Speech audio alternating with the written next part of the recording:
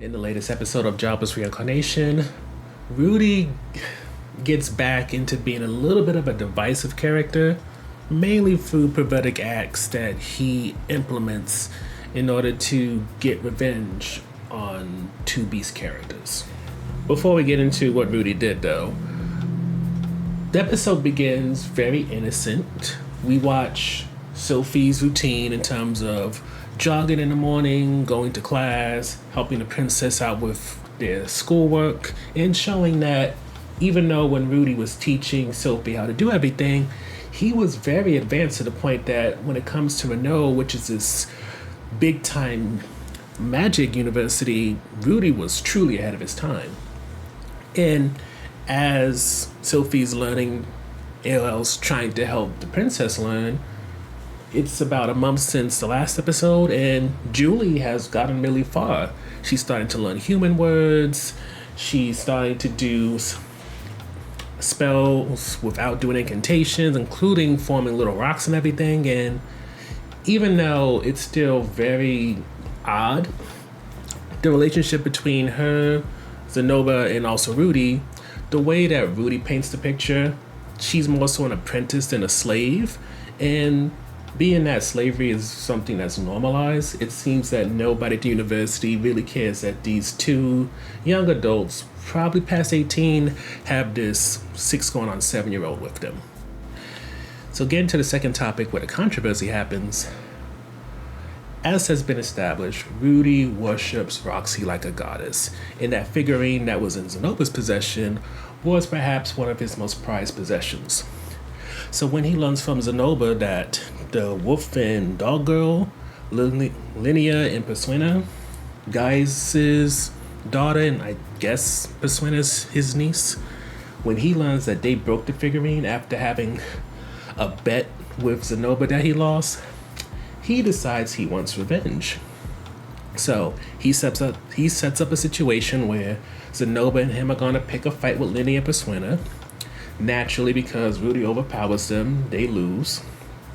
And with the help of Julie, the little 6 or 7-year-old, they take those two girls up to Rudy's room, and for 24 hours, those girls are bound and, for the most part, gagged. Now, this is when things kind of get bad, and probably is going to make this episode controversial even more than the last episode.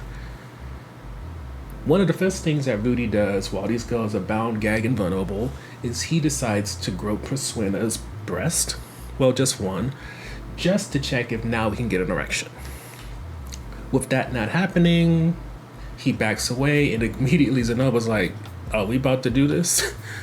Is this going to be the punishment? Of which it's not what Rudy wants, but he definitely makes it clear to both Linnea and Persuena there has to be some type of consequences for your actions because you mess with the person I see as a goddess. And he goes so insane that he even shows off the panties that he has in a little shrine. But while Rudy's definitely being reckless, he's not being as stupid as he could be, because he knows whether it's calling their parents and family in from the village or just them deciding to get revenge, he has to walk a fine line between making sure that Zenobia and him don't get played or there's no type of retaliation when it comes to this, while just trying to get a point across. So with that in mind, Sophie is asked, what would you do? And Sophie gets the full details between the groping, keeping the girls in his room, and it seems even with knowing all this and even having some worries about Rudy's potential to be like the rest of his family since Luke is starting to get around because he is also a Nodos, Sophie just helps him. She helps to pick out a punishment, which is just having the girls have to have drawings on their face for 24 hours, and then after that they're supposed to be released and everything's supposed to be cool. And strangely, it seems that might be the case. The girls, while Persuena was so ready and willing to throw Linnea under the bus, even though that's Guy's daughter, who I guess would still be the village leader, she didn't care. She was down for Woody doing whatever he wanted to her. And when it came to persuading herself, she's like, if the quality of meat is right, you can, but otherwise, that's the girl you want. That's the girl you can have do whatever you want with. And it's kind of weird in a comical way, and not comical like I'm laughing, but comical as in you can see it's supposed to relieve the tension and make the scene lighter. But it's still very weird that after all that Rudy put these girls through, which includes them having to pee on themselves, they just go out the window, call him master, and it's as odd as when Rudy was so nonchalant about buying Juliet, or Julie. Which leads into the last topic.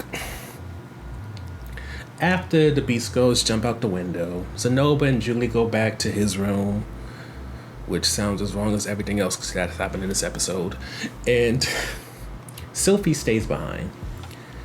She hangs out with Rudy a bit, kind of looks around his room since this is the first opportunity she's had to do so, and while he does block her from looking at the shrine that has Roxy's panties in it, he does let her play with one of his pillows. She lays down in his bed and kind of teases the possibility of taking off her glasses.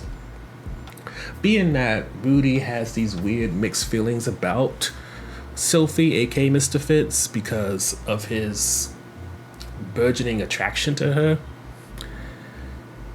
he kind of wants to see her whole face, but even though Sylphie's still trying to figure out what in the long term she wants out of Rudy, like, does she have feelings for him? Is she just thankful that he's okay and wants to reestablish their friendship? She goes from presenting the opportunity of seeing her whole face to saying that she's not allowed to because of the princess. And with that, she exits. And it seems we're going to have to wait a little bit longer for Sylphie to reveal her face and Rudy to finally figure out, oh, that's my best friend from childhood. There's nothing but low points when it comes to this episode, and I say this recognizing that this is still one of my favorite shows. And I guess the best place to begin is, how in the world are you going to have these two characters go from one of them being groped, seemingly with the fear of being assaulted on their minds, and then it somehow ends with people joking around and laughing? Like, don't get me wrong, I get it could be very much the trauma response was they were trying to alleviate the situation so that Rudy wouldn't do more, or Zenoba, since Zenoba probably has a reputation of killing his brother, so what he would do to a woman, especially in this type of situation that was hinted at, definitely could be frightening. So maybe they could have been trying to alleviate the situation with the jokes and trying to push things off onto their cousin. It's hard to say, but I gotta admit, everything seeming rather calm by the time they leaped out the window.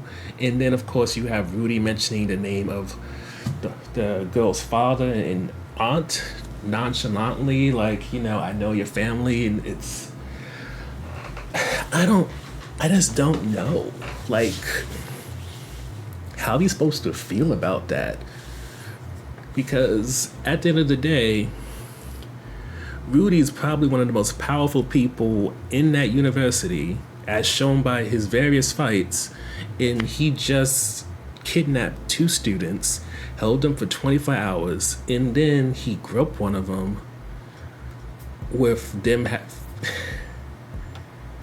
I just hope that in the next episode there's some type of repercussion for this, because if this is just swept under the rug like them adopting a 6 or 7 year old slave and then just kind of writing that off as, oh, she's an apprentice more than she's a slave now, as much as I'll still watch this show, it'll be one of those things that kind of bug me, like the fact that Rudy mentally is a 50-some-year-old man who's still lusting and now groping girls who probably aren't even like 20 yet. Which leads to the second little point, is just that Sylphie, alongside Rudy and Zenoba, just swept this all under the rug.